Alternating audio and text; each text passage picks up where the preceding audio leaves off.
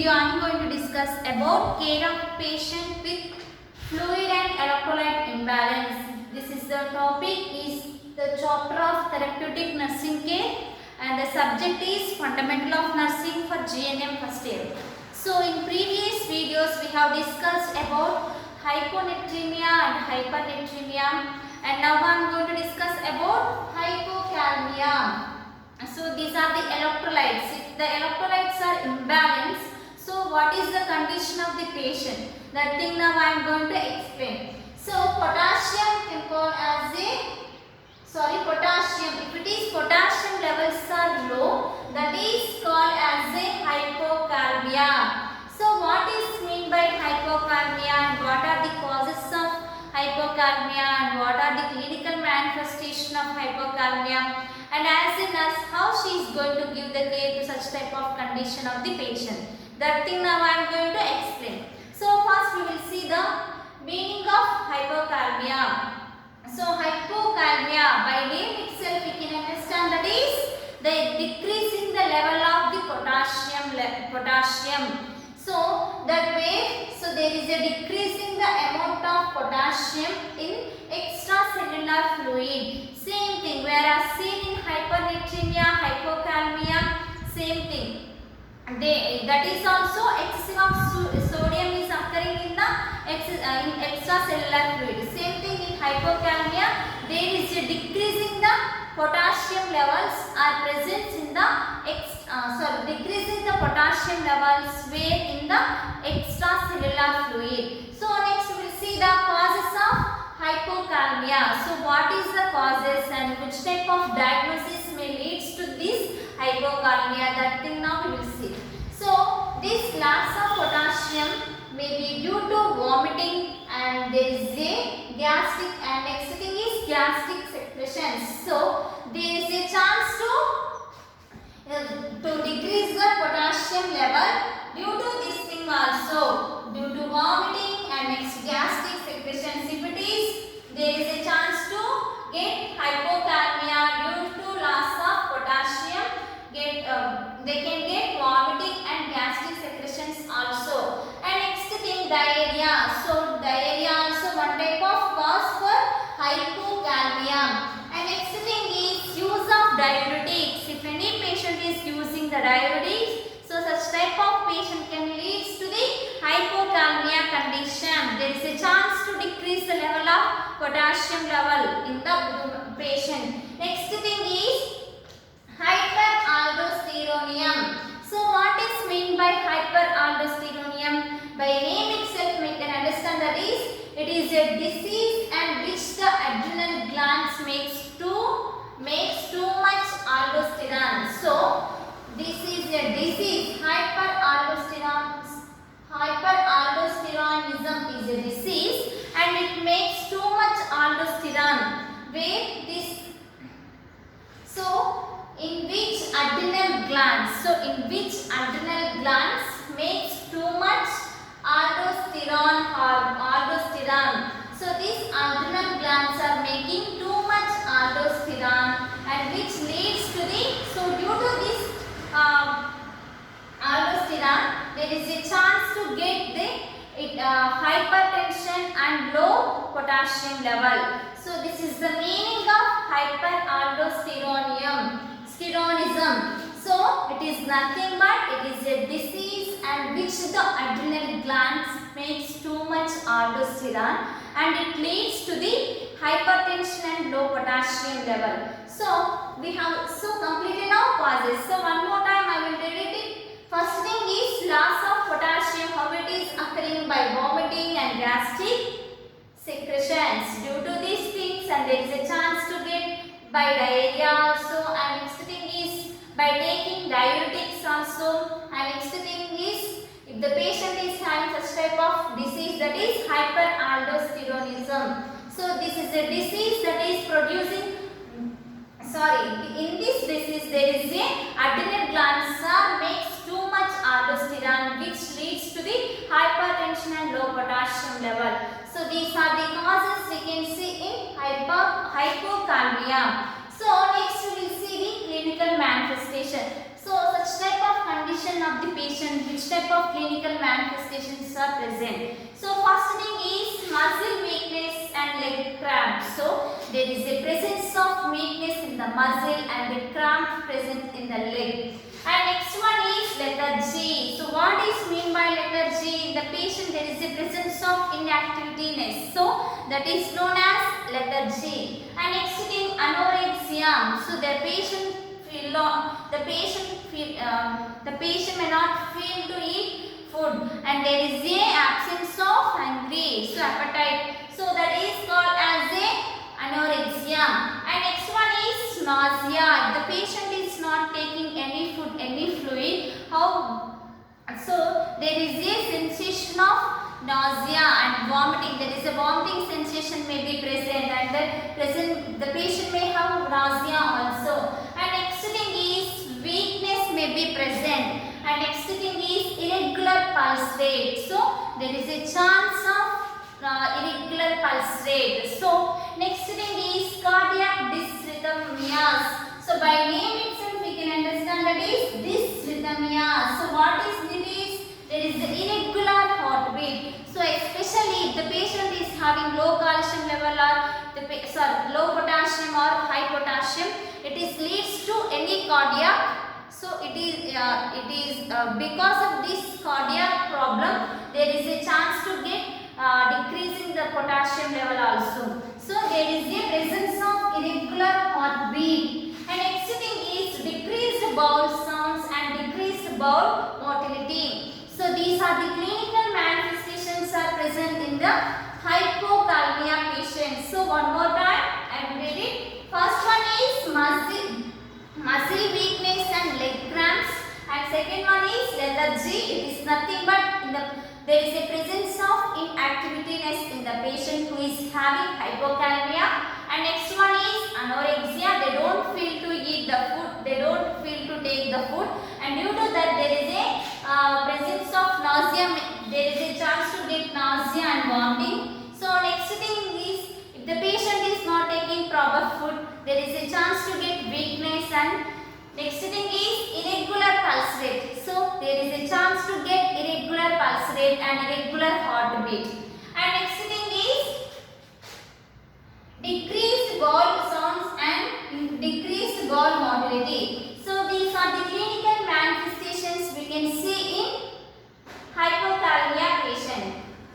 So dear students, we are discussing about hypokalemia. So we completed till clinical manifestation, and next we will go for laboratory findings. So which type of investigations they will advise such type of condition, especially serum potassium. So what is the normal value of serum potassium? That is 3.5 to 4.5. If it is below 3.52, that is low potassium level. So that is called as a hypokalemia. And next thing is ABG, arterial blood gas and arterial blood gases. They will go for this investigation also. For what? In these they can find out the alkalosis. What is meant by alkalosis? In alkalosis means there is the excessive alkaline condition of the body fluids or tissues. In the body fluids and tissues, in these bodies, in the body and tissues, there is a presence of excessive alkaline. So that is called as a alkalosis. So in the ABG, they will see this alkalosis. And next thing is ECG. So this is the ECG. So they will do this ECG to find out for what? To wave fattening or ST segment depression. So for this purpose they will go for ECG. They will take this they will do this investigation on the heart, on the chest. So to find out the heart abnormalities, they will do this investigation ECG. And next in this ECG they can find out the heart function, that is whether the T-wave fattening is present or not, or ST segment depression is present or not. That thing they will see. And next thing is, after seeing this investigation, as a nurse, how she is going to give the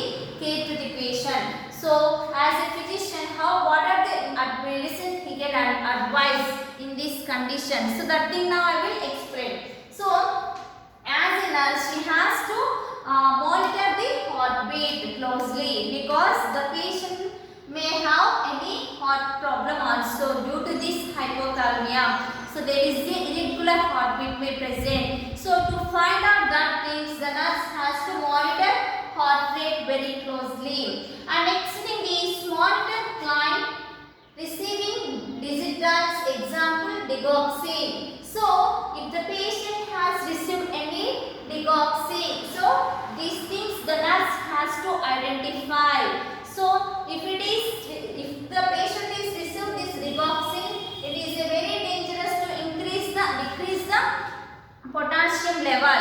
So that is for that purpose the nurse has to identify. And next thing is the nurse has to monitor vitals also, and especially she has to check vitals of the patient, and she has to assess the clinical manifestation also. And next thing is the nurse has to observe for intake output also. And next one is administer oral potassium as ordered. So she has to administer the medication according to the physician order. So whenever she is going to administer this potassium medicine, the nurse has to provide the food and fluid, because if they are taking with empty stomach this potassium medicine, there is a chance to get gastric irritation. So in order to prevent that gastric irritation, so when they are going to take this medicine, before that they have to take the food. So sufficient food they have to take. So if the patient is not able to take orally, so to such type of patient they have to administer through IV. So through IV line they have to provide potassium solution. So patient is having low potassium.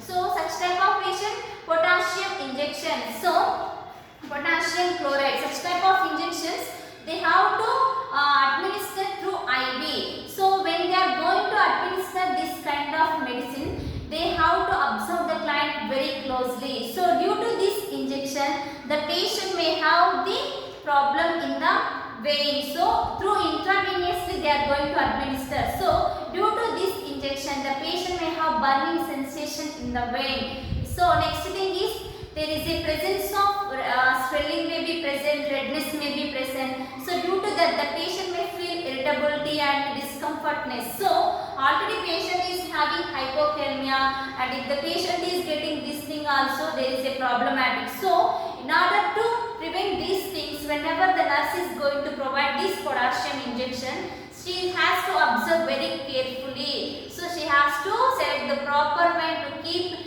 IV cannula, and she should insert in proper way and in sterile technique, and she should administer according to the physician order, and how much ml per hour she has to keep. Everything she has to confirm with physician, and then she has to administer this medicine to the patient. So to improve the potassium levels. So that is the purpose of giving administer IV potassium solution. And next thing is, whenever the potassium injection is on flow to the patient, she has to observe for any other side effects. If it is if the rate is increasing in the between, so there is a chance to get any abnormality in the patient. So she has to see the correct flow rate of the injection. So according to the physician order, she has to keep that. So in between she has to observe whether the injection is going in proper way or not, whether it is going very fastly or not. That thing she has to see in the patient, and any side effects are present or not due to this injection. That thing also she has to confirm with physician order. She has to see in the patient. She has to confirm with the patient. And next thing is about diet. So which food may contain high potassium? The diet, the nurse has to tell the patient to take such type of diet. So she has to educate regarding the diet. So which food is contain high potassium, which fluid contain high potassium, which fruit is contain high potassium.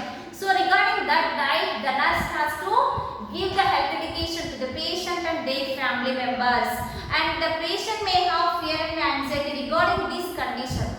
So in order to prevent that things, the nurse has to provide health education regarding the nature of illness to the patient and their family members, and as well as she has to provide psychological support to prevent the fear and anxiety. So these things we can see in nursing intervention. So now completed this topic. So whatever I have discussed till now, one more time I will summarize. First thing is we are discussing about electrolytes. In these electrolytes, potassium is one part. So if the potassium levels are low, that is called as a hypokalemia. And what is mean by hypokalemia and where we can find this potassium level in the body. And next thing is what are the causes it leads to the hypokalemia, and in the such type of patient which type of clinical manifestations are present, and by seeing the clinical manifestation and such type of condition which type of laboratory findings they will advise, and after complete these laboratory findings, as a nurse how she is going to give the care to the patient in the hospital. That thing we have seen. So completed this topic. Thank you.